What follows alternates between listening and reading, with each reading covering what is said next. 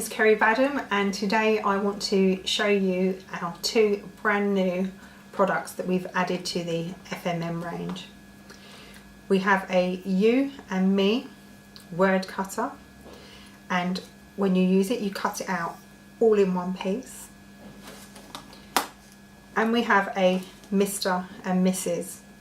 cutter, and when designing these we thought long and hard about the wedding cake range and the anniversary range and engagement, and we thought, how can we make those cakes a little more modern than what they already are, so still keeping the traditional side of the wedding cake but giving it that extra lift to bring it into a more modern and fashionable cake. Before I show you how to use the cutters, I wanted to show you the kind of result that you will have from using this cutter on your cake. So here I've done a 2-tier cake, and we've kept it in the wedding cake theme, or engagement cake, or even an anniversary cake, but we're just showing here how you can use this on top of your cake. If you wanted to, you could use it on the front of a cake, or you could stand it on your board. It's entirely up to you. But today I'm going to show you how to use it and how to make it curved. We've made the Mr. and Mrs. curved words, and what we've done is we've placed them on the board of the cake rather than on the top of the cake, just to show you an alternative way in which they can be used. The wedding cake we've kept quite traditional but with a modern twist. We thought it would be fun to make it a Mr. and a Mrs. So here we've incorporated the bride and the groom in the cake itself. And you can also download the project sheets from the FMM website showing you how to make both these cakes that I have here today. It's very important to use the correct type of paste when using these cutters. I've used a 50-50 mix of flour paste, and the other part is of modelling paste. If you don't use this mixture, you run the risk of them sticking in your cutter, but also they won't have the strength to stand on the board or on top of your cake. That's the most important thing, is that with the flour paste in with the modelling paste, it will dry off quicker, but it will also have the strength to stand on your board or on top of the cake. So now I'm going to show you how to use the cutter. They're lovely, nice, large letters. I'm going to place it on top. I rolled this out a little while earlier and it feels quite nice and dry on top. So place my cutter on top. Now the important thing with this is to have an even distribution of pressure all the way along, because if you don't, it's not going to cut through nicely. So I apply pressure and then I slide it around my mat. So I can feel the sections on the mat below. If you can't feel your mat below, then you know that you've rolled your paste too thick. And that part is quite important. You don't want it too thin because it won't have strength either. So roll it round, and I can feel here that all of my cutter is now touching the mat nicely underneath. So I'm going to remove the excess around it.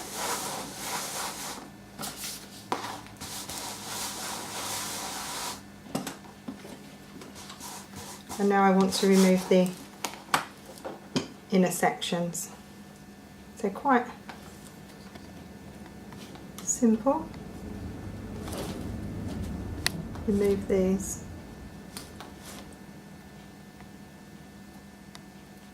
And where you've slid this around your board, you'll have a nice cut. So no need to rush this.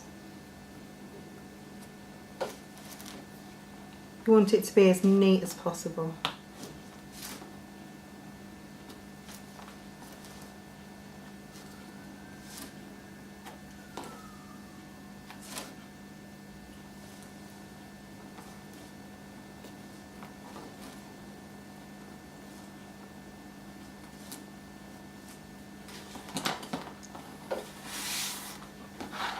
And here it is now sitting inside the cutter. So it's always quite nice just to go over and smooth with your finger. I find that if there is any edges, then you'll make these disappear. Nice and simple. So you can do this in two ways. You can tap this and it will loosen it to come out. And then any remaining, I just popped it through with my brush. So now this is a line of letters and they will move. You bring them out. So if you want to dry this flat, you can. And what I just did was I used my cutter here just to make sure that I'd done them level. But as you see on the cake, we've curved them. So now I'm going to show you how I did that.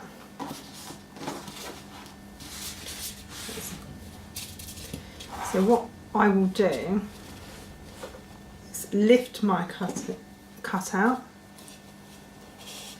and I'm going to place it on the edge of a dummy, and this is why it's so important that you're using flour paste and modelling paste.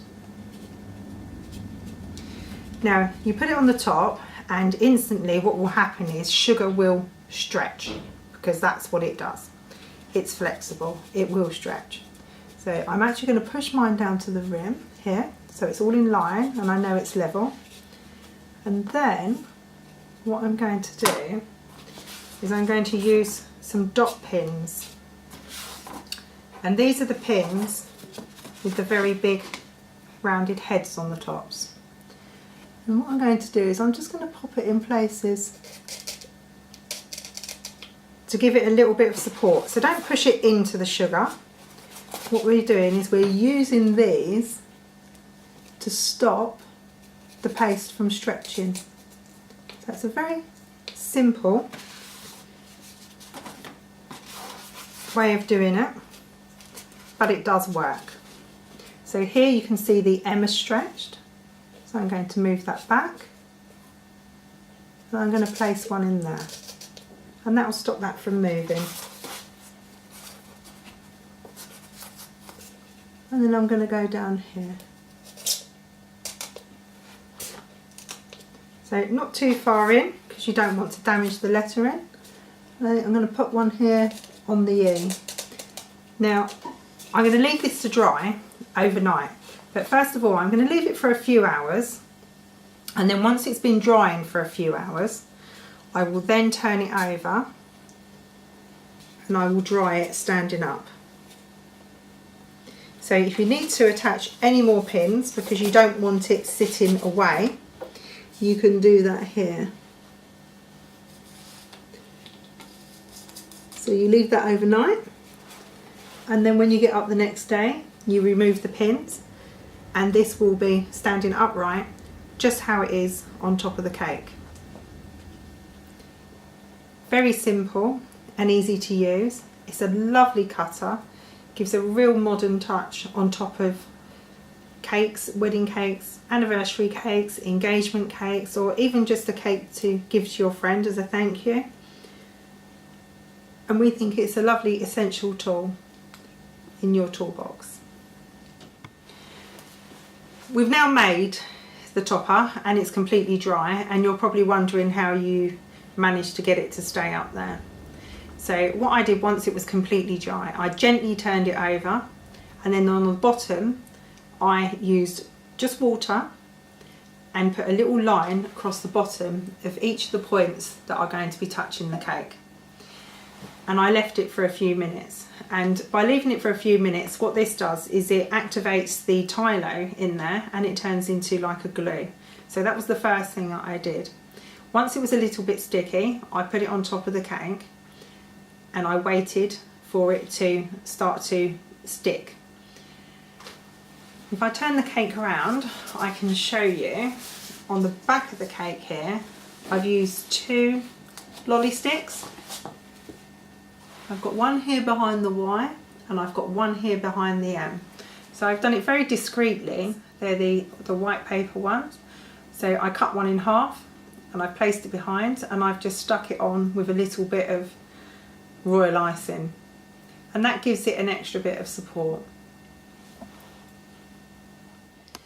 Now, Mr. and Mrs, I decided to put this one on the board, so you're probably wondering how we managed to get this to stay up and stay on.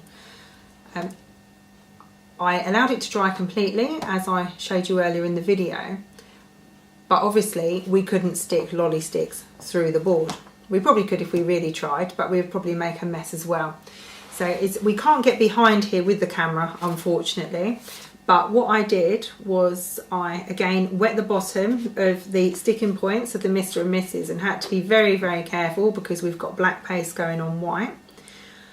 Allowed it to become sticky, so it activated the Tylo just the same. Then I placed it on the board and I left it sit for about half an hour or so till I knew it was quite a bit more secure. Then what I did was I got a piping bag, put the royal icing in with a very fine nozzle and went right down the back very carefully, and in there I just put a tiny amount of royal icing, and that dries like really, really secure. It's like rocks when it dries, and that is what's supporting it on the board. So it's nice and simple, easy to use, but gives you this lovely effect where it's just standing on its own. Thank you for watching.